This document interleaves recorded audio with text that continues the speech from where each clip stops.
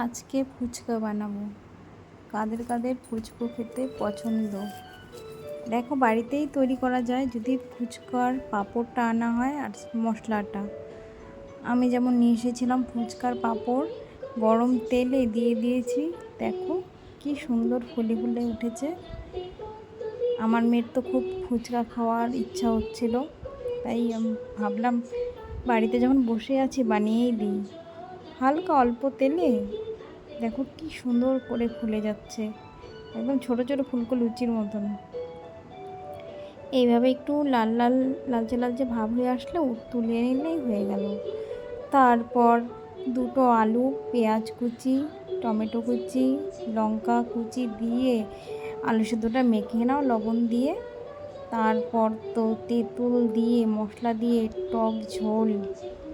ওহ, সবার মুখে জল আসছে না?